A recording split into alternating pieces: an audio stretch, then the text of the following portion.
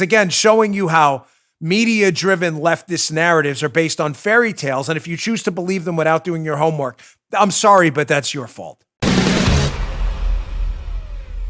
Ignorance is not bliss. I'm telling you, you're being lied to by the media repeatedly with fake stories about Joe Biden never said he wanted to defund the police. He did. Trump stealing mailboxes. He's not. The Postmaster General is a conspirator with Amazon to destroy the election. You're just insane. Well, another one of the conspiracy theories you've heard over the last week, and I've been covering, is due to the release of the Senate Intel Committee report on the Spygate scandal with the Obama administration, you saw this hint in there that no, Paul Manafort, Trump's former campaign manager, he was dealing with a Russian intelligence guy. Whoa, everybody heard it. Really? This is it. This is the collusion hoax. It's real. Manafort, Russian intelligence guy, secret information. Leftist idiots still believe this stupid story, and the dopey Senate Intel Committee report did nothing to dissuade them by leaving out again the key word for today's show. What is it, kids? Context. Remember, context only matters when it's Joe Biden talking about defunding the police. No, he said something different now. Context matters. Doesn't matter when you're a Republican like Donald Trump and you can say Manafort colluded with a Russian intel guy. He did. Here it is. Let's look at the New York Times headline. Report details Manafort's ties during 2016 Trump campaign to a Russian agent. They got him. Here it is. Here it is. On paper. Manafort, Russian agent, ties, 2016 election. You read the New York Times. Well, you're pretty dopey if you read the New York Times in general, but you're even dumber after reading that headline because you're like, this is it. You think you know something because you've been told something that is, in fact, nonsense garbage. Who are they talking about? Who's the infamous Russian agent, former campaign manager for Trump, Paul Manafort, was dealing with? Well, he wasn't Russian at all. He happened to be Ukrainian.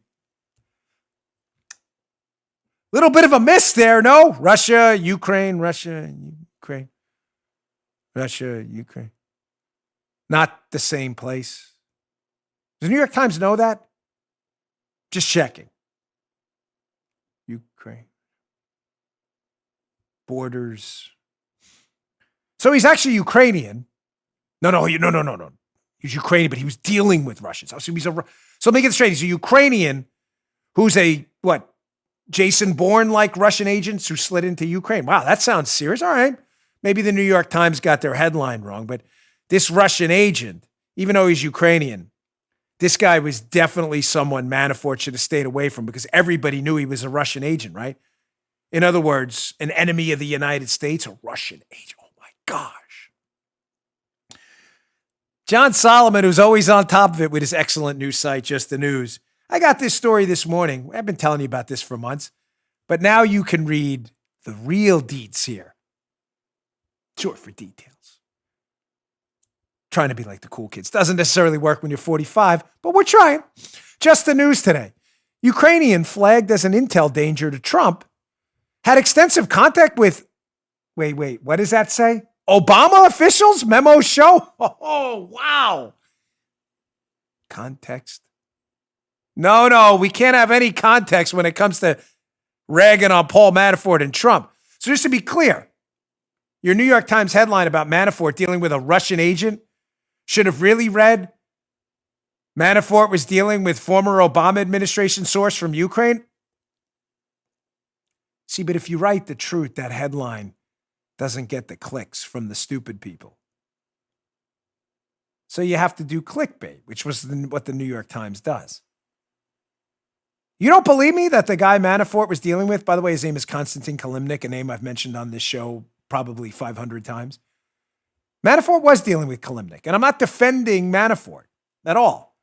My books have not been very kind to Manafort. I think he put the Trump campaign in an awful spot.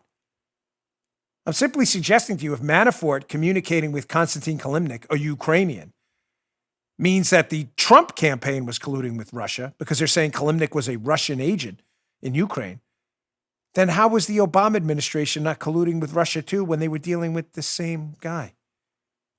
Oh, I don't know. Let's go to a screenshot from Solomon's piece. Read this. It's in the show notes today. Bongino.com/newsletter. That's the link to subscribe to our show notes. Please read this article. Here's the takeaway. They're talking about discussions between Kilimnik and the Obama administration. So Solomon writes in his piece here, ordinarily such discussions would raise little interest in everyday America. But it turns out Kilimnik is no ordinary contact. The Senate Committee on Intelligence last week described Kilimnik as a Russian intelligence officer in its final report on Russian interference. In other words, the State Department and its Kiev embassy were routinely trading information. Talk about the Obama State Department. We're routinely trading information with a man the Senate report now portrays as an asset of a hostile foreign power during a time when Biden, the presidential nominee, oversaw Ukrainian policy for the Obama administration?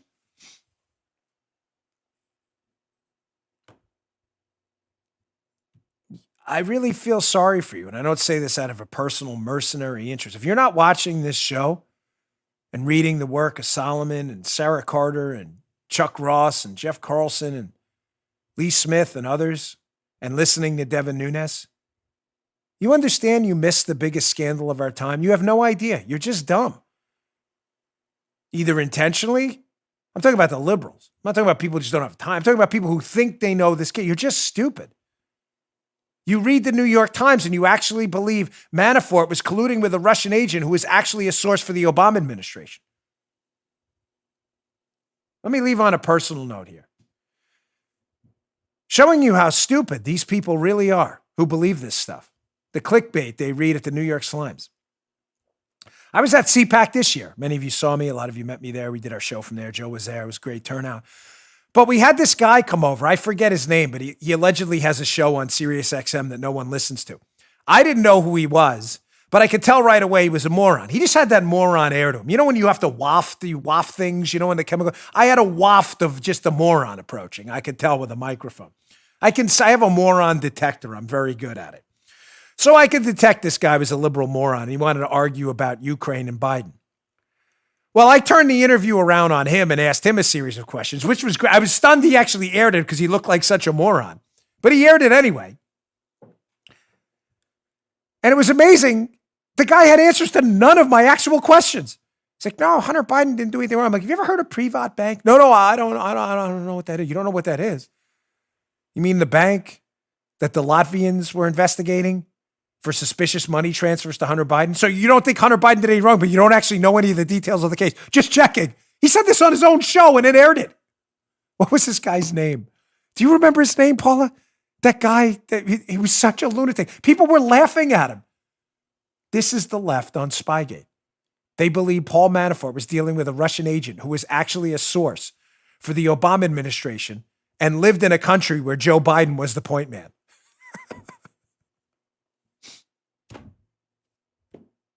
I really feel sorry for you that you're so stupid all the time. You just heard Dan Bongino.